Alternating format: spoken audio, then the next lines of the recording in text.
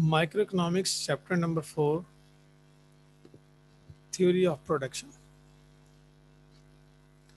What is production? Production means the action of making something. कोई भी चीज़ बनाना, कोई भी चीज़ प्रोड्यूस करना, उसको बोलते हैं प्रोडक्शन हो रही है। कोई भी चीज़ जब बनाई जा रही है, उसकी मैन्युफैक्चरिंग की जा रही है, नॉर्मल जब हम बात कर रहे होते हैं, कोई भी चीज़ बन रही है, मैन्युफैक्चरिंग हो रही है, तो हम बोल रहे हैं उसको प्रोडक्शन हो रही है। हत्ता कि प्रोडक्शन और मैन्युफैक्चरिंग में डिफरेंस होता है, जो कि हमने क्लास में भी उसको डिस्कस किया था, और अभी वो क्लियर करेंगे उसको अभी कि difference between manufacturing and production. Production means the action of making something. कोई भी चीज़ बनाने को हम प्रोडक्शन बोलते हैं. इकोनॉमिक्स में इसकी मीनिंग क्या होती है?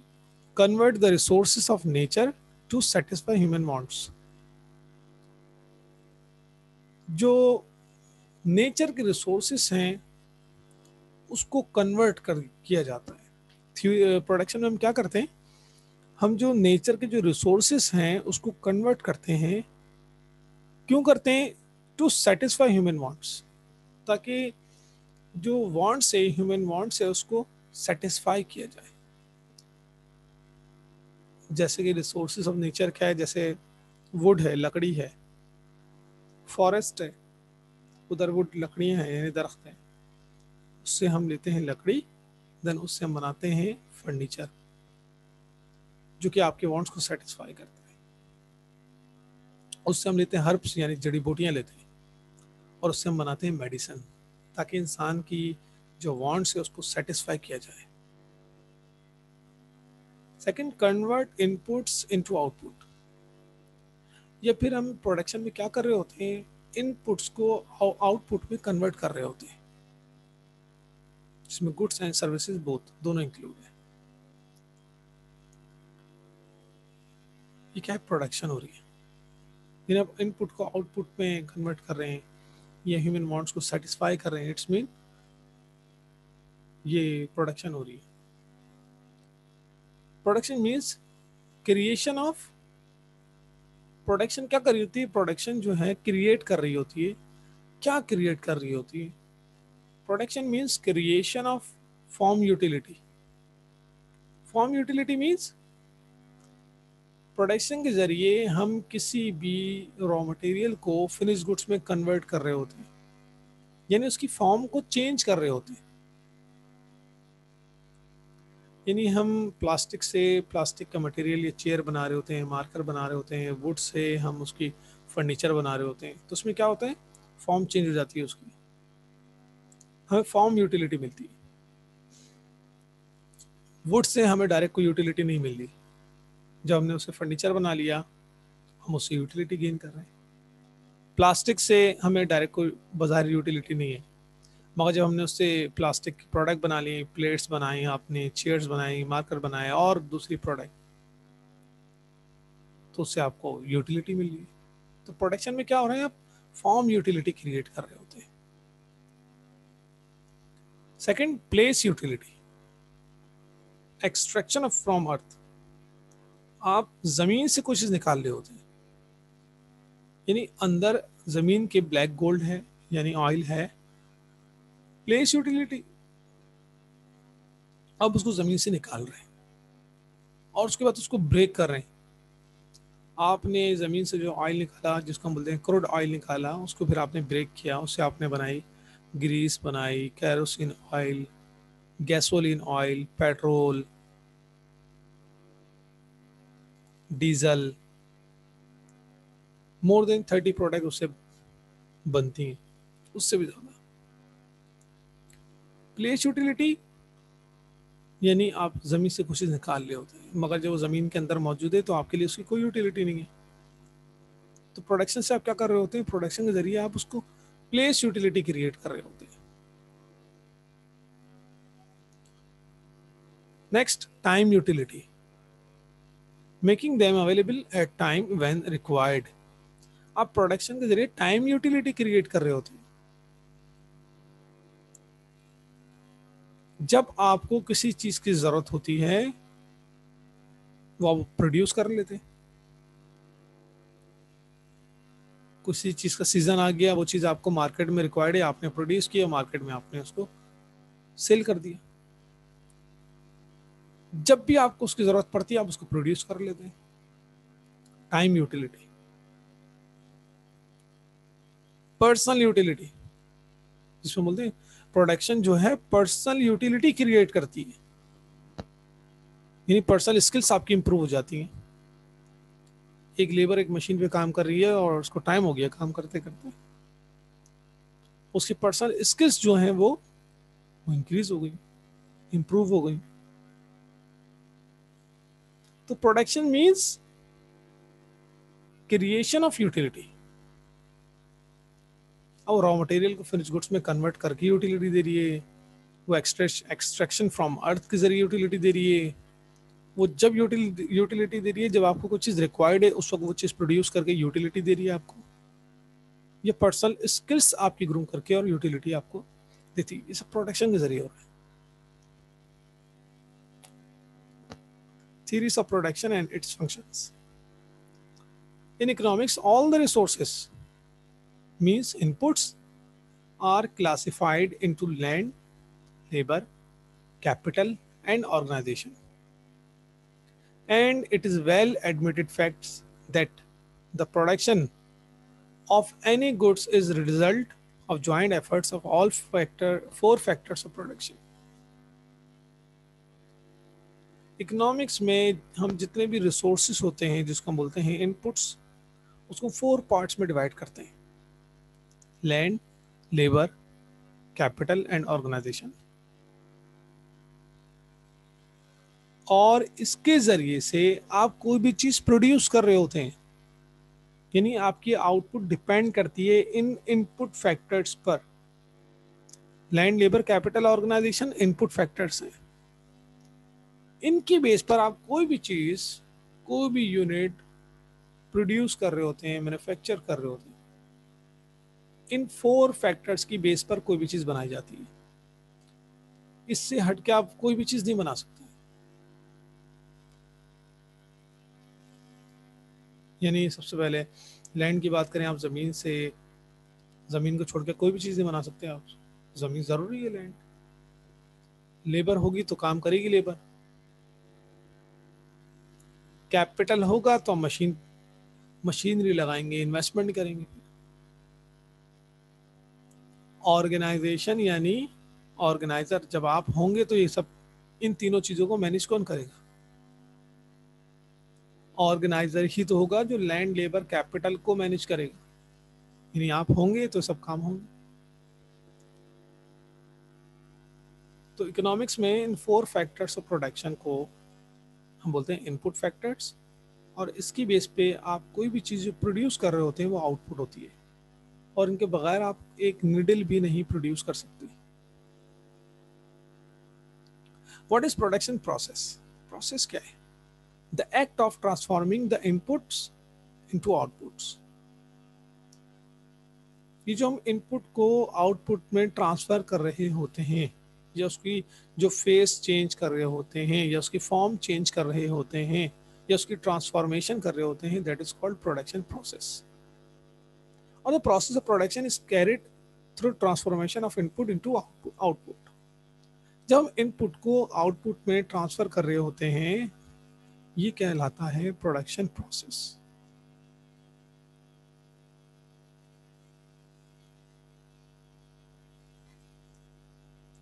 What is production function?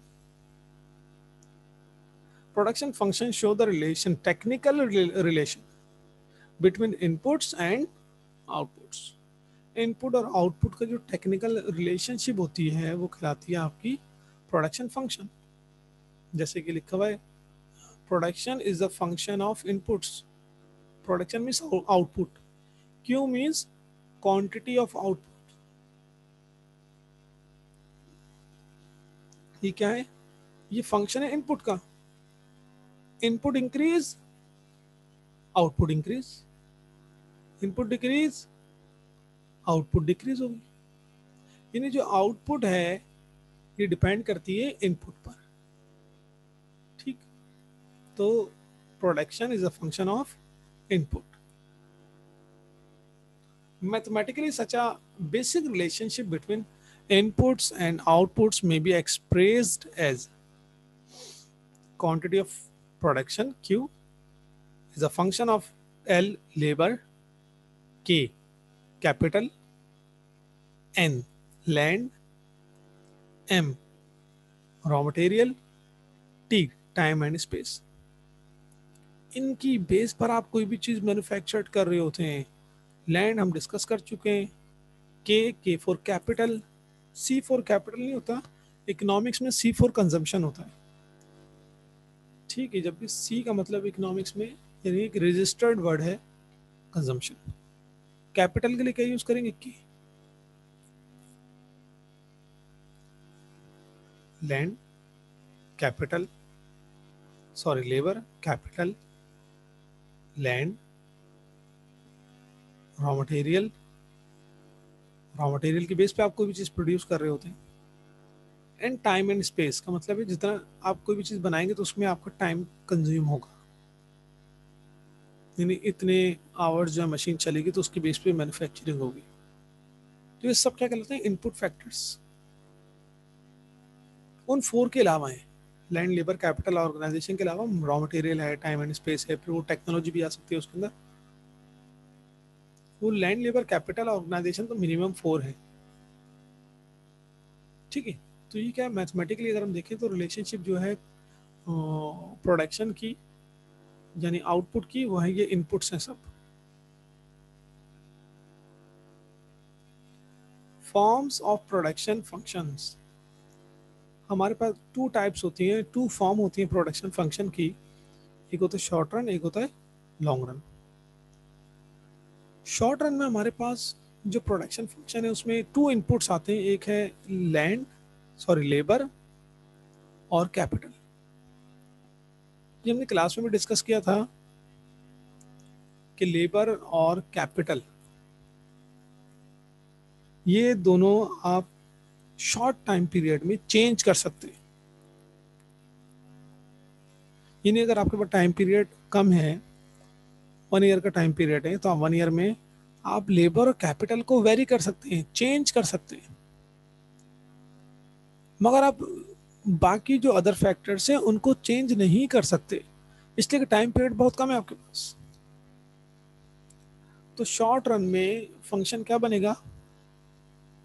Production is a function of labour and capital. Long run का क्या है प्रोडक्शन फंक्शन?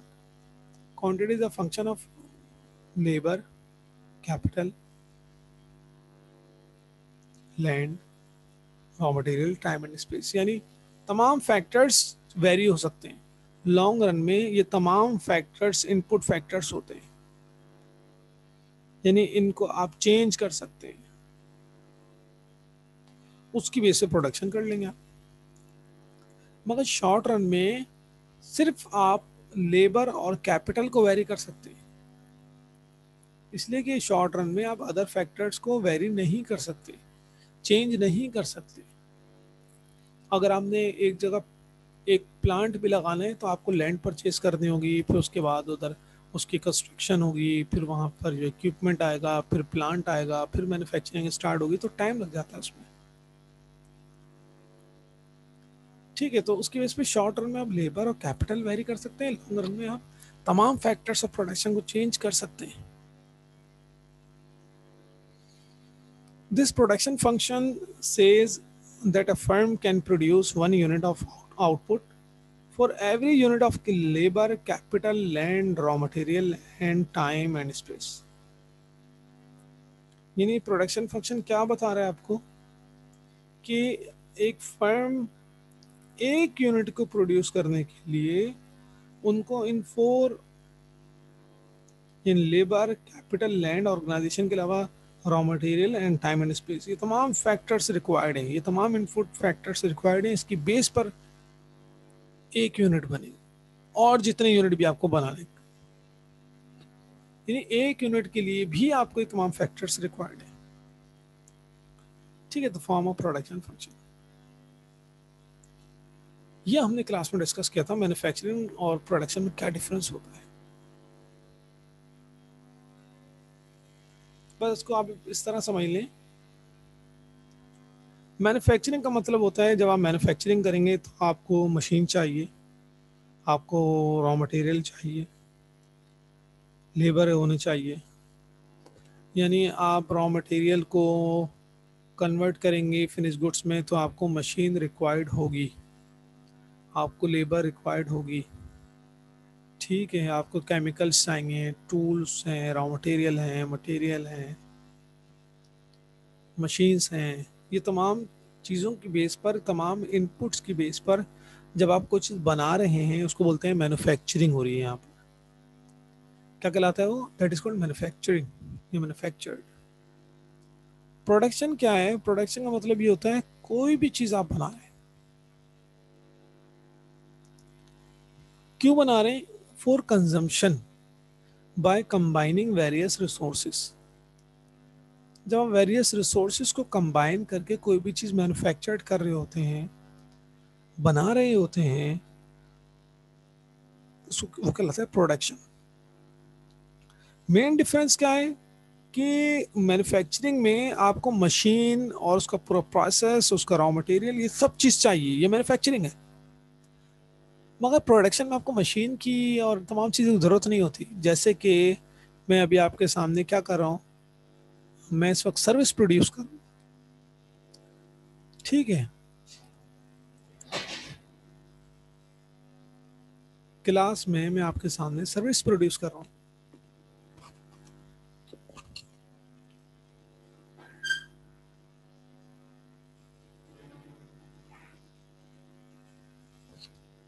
इट्स मीन मैं प्रोडक्शन कर रहा हूँ।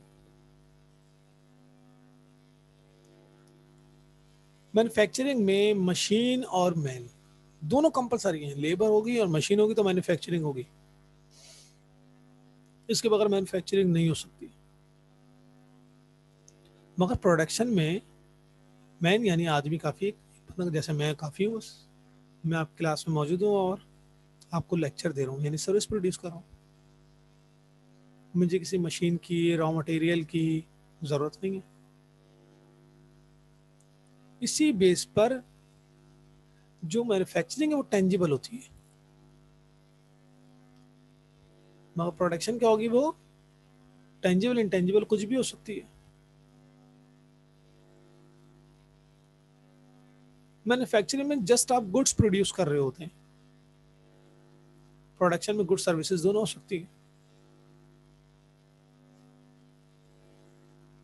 मैन्युफैक्चरिंग में goods that are suitable for use, वो गुड्स बनाते हैं जो सुटेबल है, यानी ज़रूरत है जिसकी, जो मुनासिब है अभी आपके लिए, जिसकी आपको रिक्वायरमेंट है, अभी आपको रिक्वायर्ड है कि ये चीज़ मुझे चाहिए। प्रोडक्शन में आप यूटिलिटी क्रिएट कर रहे थे। मैं आपको क्या दे रहा होता हूँ? जब मैं आपको लेक्चर प्रोवाइड कर रहा हूँ, लेक्चर डिलीवर कर रहा हूँ, लेक्चर डिलीवर का मतलब है मैं आपको यूटिलिटी दे रहा हूँ, आपकी नॉलेज इंक्रीज हो रही है। Utility is a power product which satisfy human wants. Utility में वो पावर है, यूटिलिटी वो पावर जिसके जरिए से आप ह्यूमन वांट्स को सेटिस्फाई कर रहे होते हैं। नहीं, मैं आपकी वांट को सेटिस्फाई कर रहा होता हूँ। ठीक है, तो मैन्युफैक्चरिंग प्रोडक्शन का समझने के लिए बस इतने काफ़ी है कि मैन्युफैक्चरिंग में आपको machine, plant, chemical, tools, labour, ये सब रिक्वायर्ड है। प्रोडक्शन में एक मैन रिक्वायर्ड है, यानी जैसे कि मैं आपको जो सर्विस प्रोवाइड कर रहा हूँ ये प्रोडक्शन हो रही है। इसी के बेस पर मैन्युफैक्चरिंग हमेशा टेंजिबल होगी, टेंजिबल है। प्रोडक्शन टेंजिबल इंटेंजिबल दोनों हो सकती है। मैं अपनी बात करूँ इनटेंजिबल है, मैं जो आपको लेक्चर प्रोवाइड कर रहा हूँ that is called intangible. Intangible means which can not be seen और टच। आप उसको देख और टच नहीं कर सकते ना, उसको ना देख सकते, इनटेंजिबल है। ठीक, scale of production. The term scale of production refer to the size or volume of level or the output of a firm. Scale of production means size or volume of level और the output of a firm. जब हम किसी firm की output की बात कर रहे होते हैं, हम ये बात कर रहे होते हैं कि इसका जो साइज या volume of level of output है, वॉल्यूम ऑफ आउटपुट कितना है, ये कितने मैन्युफैक्चरिंग करती है, कितने यूनिट प्रोड्यूस करती है. It's mean we are talking about manufacturing, sorry, scale of production. Scale of production की बात हो रही है, आपका स्केल कितना है. There are two types of scale of production, large scale, small scale. यानी अगर हम बात कर रहे होते हैं कि आपकी कंपनी का, आपकी जो इंडस्ट्री है या आपकी जो फर्म है, सॉरी, आपकी फर्म का मैन्युफैक्चरिंग स्केल ऑफ प्रोडक्शन क्या है, लार्ज है या स्मॉल स्केल पे आप काम करें. लार्ज स्केल पे अगर कोई काम करे, इसका मतलब है when a firm use huge machines, hire service of a large number of employees and invest a huge amount of capital such as bigger cotton textile mills, chemical fertilizer, sugar factories, iron and steel mills, etc. इन इस large scale of production का मतलब है कि एक firm जो है वो बड़ी बड़ी मशीनें इस्तेमाल कर रही है, उसके पास जो है वो सैकड़ों या हज़ारों की क्वांटिटी लेबर काम कर रही है, सैकड़ों कह लें चलें, लेबर काम कर रही है, उसमें एम्प्लॉयज हैं, एक बड़ी अमाउंट उसमें लगी हुई है, बिलियन रुपीस लगे हुए समझे, तो कहलाते हैं लार्ज स्केल ऑफ प्रोडक्शन पे काम हो रही है. जैसे कि कॉटन टेक्सटाइल मिल है, केमिकल फर्टिलाइजर है, शुगर फैक्ट्रीज हैं, आयरन स्टील मिल है, ये लार्ज स्केल ऑफ प्रोडक्शन कर रहे होते हैं. Small scale of production means when a firm operates by using less capital and small quantities of other factors of production such as sports goods, electric fan, washing and machine, leather garments. ये small scale of production की बात हो रही है, जिसमें small quantity use हो, machine की, labour की, इन्वेस्टमेंट की, तो स्मॉल स्केल ऑफ प्रोडक्शन होगी. यानी फर्म ए जो है 1000 यूनिट्स मैन्युफैक्चर्ड करती है, स्मॉल स्केल है. फर्म बी जो है 1 मिलियन यूनिट्स मैन्युफैक्चर्ड करती है. 1 मिलियन बहुत बड़े पैमाने पे काम हो रहा है, इसका मतलब लार्ज स्केल ऑफ प्रोडक्शन. ठीक है, तो क्वांटिटी से ही अंदाजा हो जाएगा कि हो क्या रहा है वहां पे. सिर्फ क्वांटिटी से भी नहीं, हमें देखना पड़ेगा पीछे मशीन लेबर को भी देखना पड़ेगा. हो सकता है एक फर्म जो है वो क्या बनाती है भाई, वो कोई भी मामूली चीज बनाती है, कैंडल बनाती है, तो उसके लिए तो फिर कैपिटल तो नहीं लगाया उसने, ह्यूज कैपिटल तो नहीं है, हजारों तो लोग काम तो नहीं कर रहे उसमें. ठीक है, तो लार्ज स्मॉल स्केल किस तरह अंदाजा होगा, जब एक फर्म जो है वो बड़ी बड़ी मशीन यूज करती है, नंबर ऑफ लेबर उसके पास बहुत ज़्यादा है, कैपिटल बहुत बड़ी इन्वेस्टमेंट लगी, वो कहलाती है लार्ज स्केल. और स्मॉल क्वांटिटी तो स्मॉल स्केल. हमारे पास इंटरनल और एक्सटर्नल इकोनॉमीज क्या होती हैं, पहले इसको देख लेते हैं हम. बिल्कुल उससे लिंकेज जो अभी हमने स्केल ऑफ प्रोडक्शन पढ़ा है. Large scale production enjoy to types of economies. इधर इकोनॉमीज का मतलब हो गया बेनिफिट. जब एक firm large scale of production में काम करती हुई, यानी उसकी प्रोडक्शन जो है लार्ज होती है, यानी हम कंपनी बी की बात करें, कितने यूनिट मैन्युफैक्चर करी थी वो, 1 मिलियन यूनिट्स. समझो textile industry, iron industry. Large scale production enjoys two types of economies, external economies and internal economies. यानी जब एक firm large scale of production में काम करती है, उसकी प्रोडक्शन मिलियंस में चली जाती है, तो उसको टू टाइप्स के बेनिफिट मिलते हैं। फर्स्ट जिसको बोलते हैं एक्सटर्नल इकोनॉमीज यानी एक्सटर्नल बेनिफिट, नेक्स्ट है इंटरनल इकोनॉमीज यानी इंटरनल बेनिफिट। ये कब होगा? जब एक फर्म लार्ज क्वांटिटी में अपने बिजनेस कर रही है या मैन्युफैक्चरिंग कर रही है, प्रोडक्शन कर रही है, तो उसको टू बेनिफिट्स मिलते हैं, internal benefits and external benefits.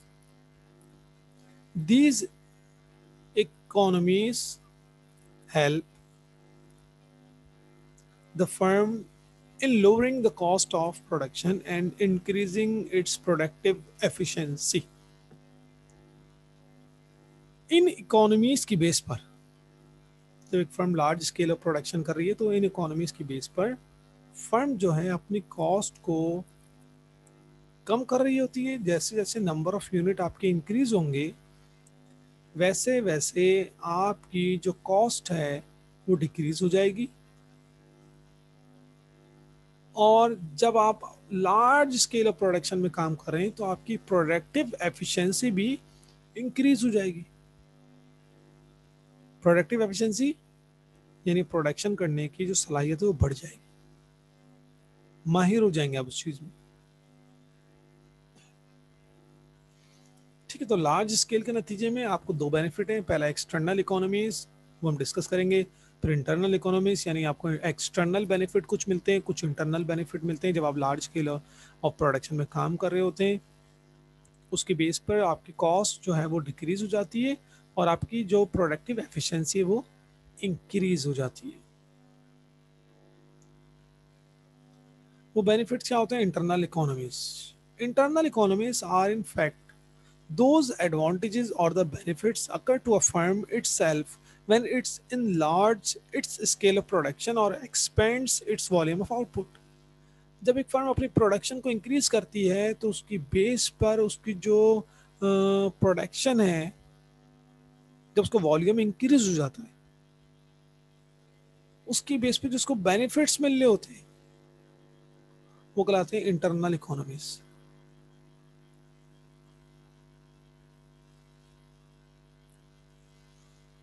यानी इंटरनल इकोनॉमीज वो बेनिफिट्स होते हैं, वो एडवांटेजेस होते हैं जो एक फर्म को उस वक्त मिलते हैं जब वो अपनी प्रोडक्शन को एक्सपेंड करती है।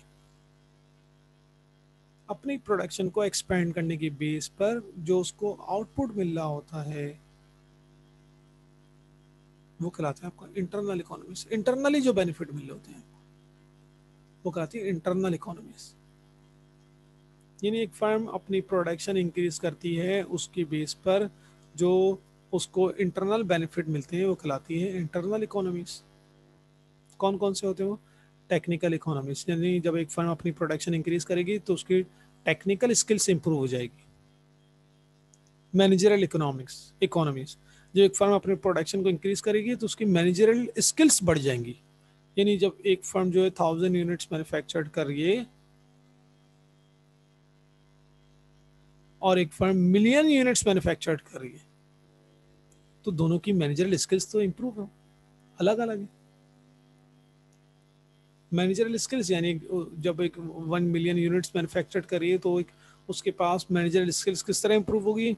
उसके पास में एक प्रोडक्शन मैनेजर अलग होगा, है सेल्स मैनेजर अलग है, मार्केटिंग मैनेजर है, अकाउंट मैनेजर है और मुख्तलिफ मैनेजर्स। वो दूसरा उसको मैनेज करने की सलाहियत बढ़ जाएगी। यानी आपसे बोला जाए कि आपने ये जो 10 स्टूडेंट्स हैं इनको मैनेज करना है और आपसे बोला जाए नहीं 100 स्टूडेंट्स को आपने मैनेज करना है, सुपरवाइज करना है। वो जो नंबर ऑफ यूनिट जिसके पास ज़्यादा होंगे उसकी मैनेजर स्किल्स ज़्यादा होंगी। Financial economies, financial economies means जब फर्म मैन्युफैक्चरिंग कर रही है तो उसकी जो फाइनेंशियल जो बेनिफिट्स हैं वो गेन कर लेगी। यानी वो मिलियन क्वांटिटी बना रही है तो इजीली एक तो उसको लोन मिल जाएगा, वो उसको रीपे कर सकती है, रिफंड कर सकती है। इसलिए उसकी जो फाइनेंशियल बेनिफिट्स हैं या फाइनेंशियली वो इतने स्ट्रांग है कि अगर वो बैंक से लोन लेती है तो उसके पास इतने रिसोर्सेस हैं कि वो इजीली उसको पे कर देगी। ठीक है, फाइनेंशियल इकोनॉमिक्स, फाइनेंशियली उसके पास स्ट्रांग होगी वो कंपनी, वो फर्म, वो ऑर्गेनाइजेशन। तो इंटरनल बेनिफिट क्या है उसमें? फाइनेंशियल इकोनॉमीज, फाइनेंशियली तौर पर उसको बेनिफिट मिलेंगे। अगर लार्ज स्केल ऑफ प्रोडक्शन कर रही है तो उसका फाइनेंशियल बेनिफिट उसको मिलेंगे। रिस्क बेरिंग इकोनॉमीज, रिस्क को बेयर कर सकती है,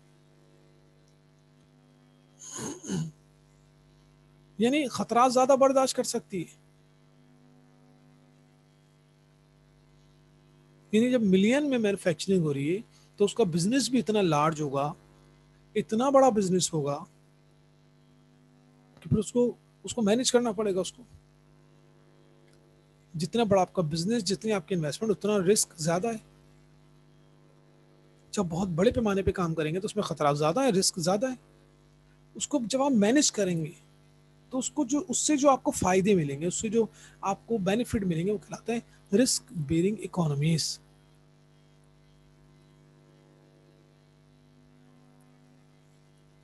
economies of buying and selling,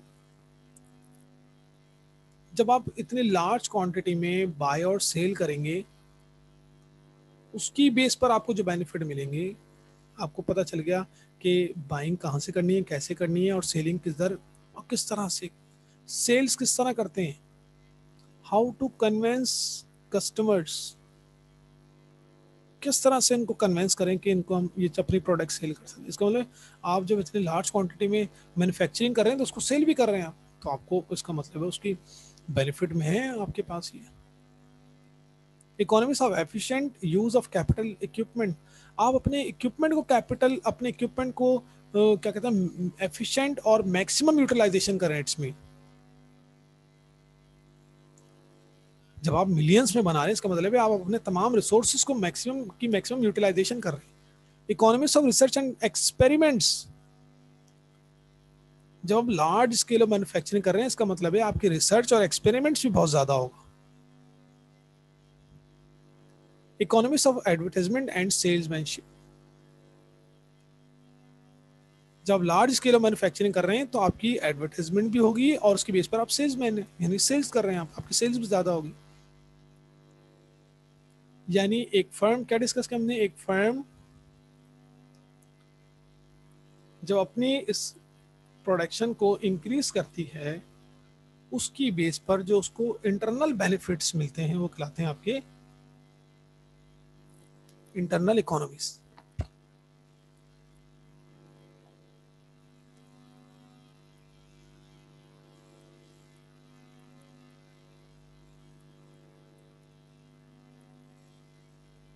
अब जरा मैं अटेंडेंस ले रहा हूँ आपकी, अटेंडेंस के बाद फिर मैं आपके क्वेश्चन मार्क कर देता हूँ।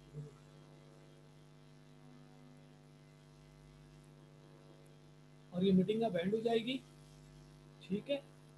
इसके बाद इसी उसी लिंक से दोबारा जो है आप ज्वाइन करेंगे।